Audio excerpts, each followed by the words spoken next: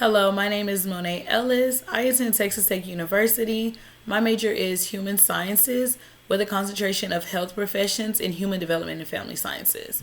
So today my presentation will be over a societal issue and the topic is domestic violence. Domestic violence is violence committed in a close relationship between offender and the victim, and this abuse is to establish control and fear. For example, it'll be partners, ex-partners, or family members.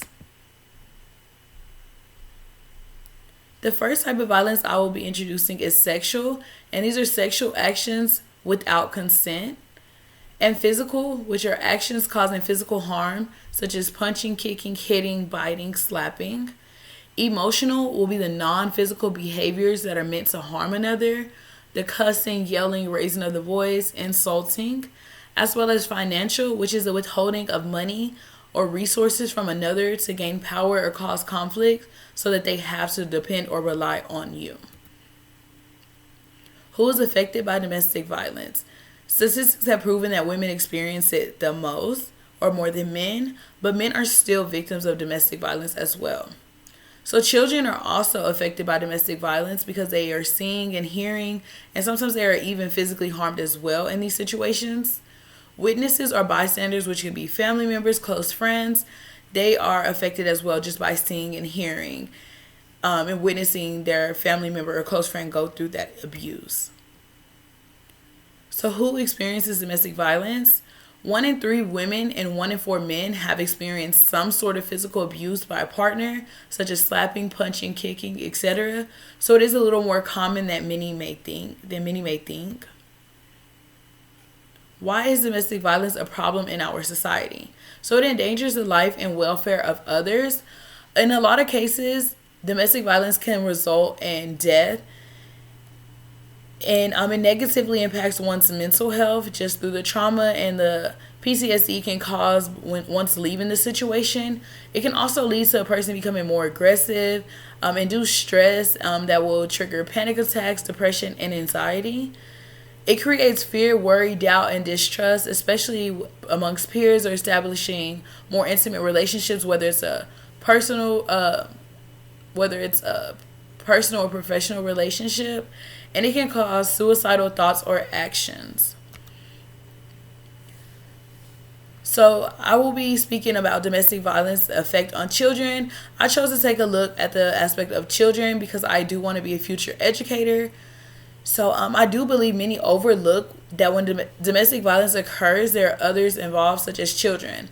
And they're affected just as well as the victim. So in some cases, they may be physically abused, whether it was intentional or they got caught in a crossfire between the attack. But they can suffer and get mental health problems just by witnessing or seeing this type of abuse because it'll be a parent or a step parent, someone that they love and that they're close to, being abused right in front of them. And in most cases, these kids feel powerless if there's nothing they can do to help. So speaking on that, children are more likely to become aggressive towards others, and they'll get in more fights with peers in school or arguments and become just more aggressive in general or in future relationships. Statistics do prove that children that have lived in a domestic violent household, they are more likely to engage in domestic violence in the relationship, whether they be the abuser or the abused, compared to those who lived in a household without domestic violence. So they do have low confidence and low self-esteem within themselves, and you will notice a lack of interest or engagement in school, as well as other activities, something that they may have used to love to do, they had a passion for, they start withdrawing. They are more likely to use drugs or commit crimes to cope and just act out because of these violent behaviors they are being exposed to. So 1 in 15 children are exposed to domestic violence each year, and 90% of these are eyewitness, meaning that the children, they see this firsthand, they see the abuse. Not only are they hearing it, they are seeing it, they are right there, it's happening in front of them. So how can we address domestic violence? As a society, I feel like domestic violence can be addressed by first educating everyone and providing knowledge of what a healthy relationship is and what it should look like. That way you are able to know signs and compare it to an unhealthy or abusive relationship. Also, just by providing healthy ways to communicate and highlight that conflict and difficult conversations, they happen and they are able to be resolved without being physical or verbal.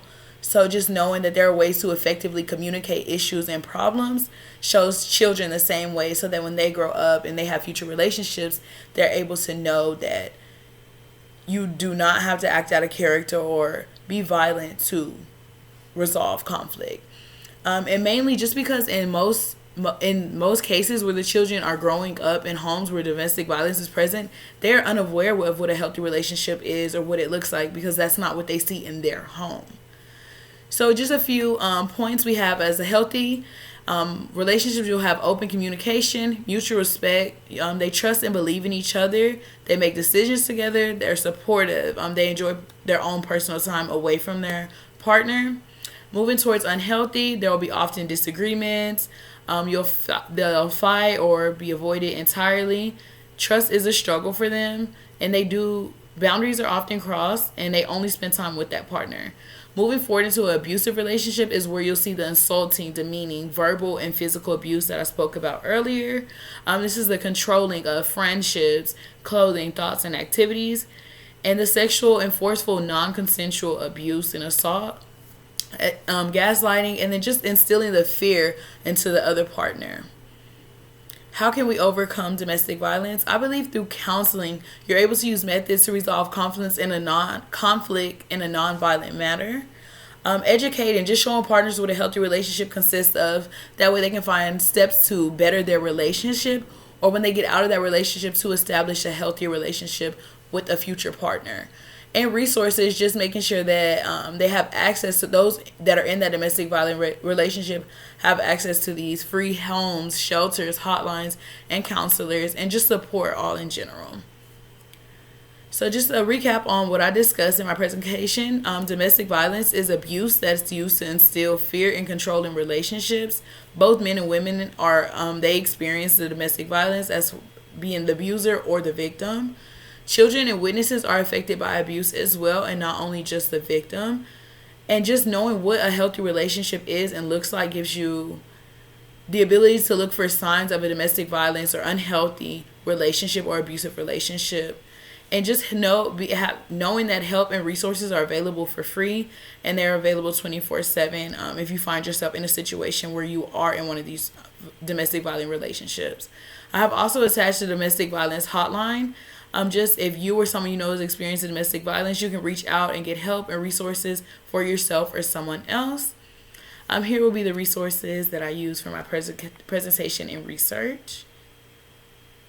Thank you.